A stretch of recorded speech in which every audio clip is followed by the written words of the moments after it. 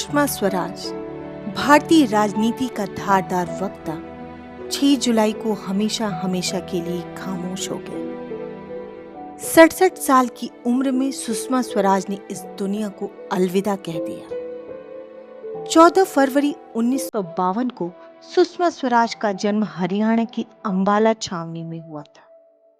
वहीं उन्होंने बीए किया और पंजाब यूनिवर्सिटी से कानून की शिक्षा हासिल की। यह वही दौर था जब जयप्रकाश नारायण का आंदोलन देशवासियों को झकझोर रहा था।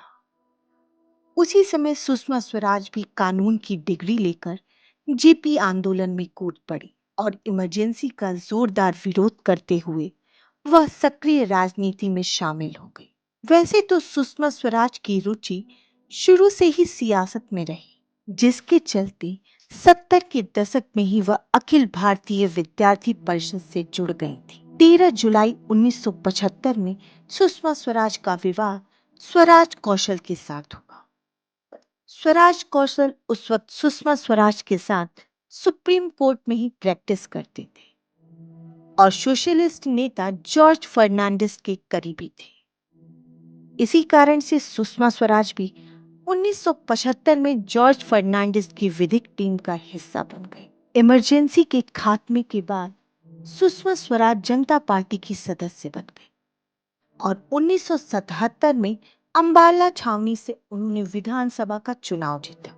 इसके बाद वह चौधरी देवीलाल की सरकार में 1977 से 1989 तक हरियाणा की श्रम मंत्री रहे। इसके साथ ही सुषमा स्वराज ने 25 साल की उम्र में कैबिनेट मंत्री बनने का रिकॉर्ड बनाया था। जब 1980 में भारतीय जनता पार्टी का गठन हुआ, तब सुषमा स्वराज बीजेपी में शामिल हुई और दोबारा से 1977 से 1990 तक अंबाला छावनी का प्रतिनिधित्व किया। अप्रैल 1990 में सुषमा स्वराज राज्यसभा सदस्य निर्वाचित हुई और 6 साल रहने के बाद 1996 में उन्होंने दक्षिणी दिल्ली लोकसभा क्षेत्र से एमपी का चुनाव जीता और अटल बिहारी वाजपेयी की 13 दिन की सरकार में सूचना और प्रसारण मंत्री बने। मिड टर्म पोल के चलते 1998 में एक बार फिर से सुषमा स्वराज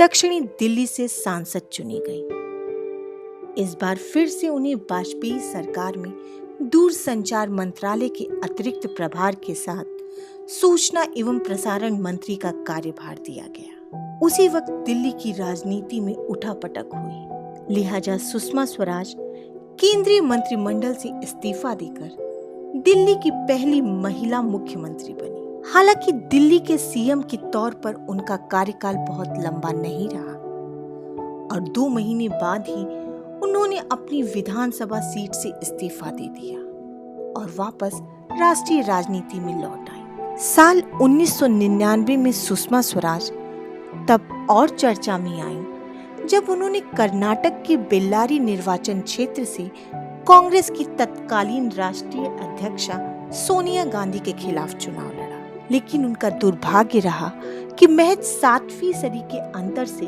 वह चुनाव हार गई।